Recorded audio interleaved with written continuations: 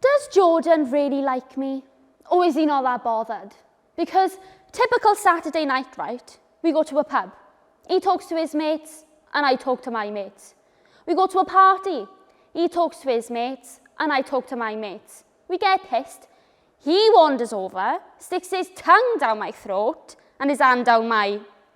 And I mean, that's great as far as it goes, but it's not really what I dreamed of as a little girl. Like my friends say, well, basically they're saying that he's out of my league, and Tina actually said at one point that she thinks it's mistaken identity, that he thinks I'm someone better. Well, because everybody thinks Jordan's brilliant, and he's not a twat, and he's getting his development contract with the Ospreys next year. That'll be his job. He'll get paid to play rugby. Well, I don't think anybody will play it for fun. Like one time I said, Jode, I've watched you play loads now, let's do something I like. And he said, yeah, great, no problem. So he comes round and we were going to watch The Girl Who Waited. We were coached for like 5 minutes and he peels me off and he starts doing one-handed press-ups on the floor.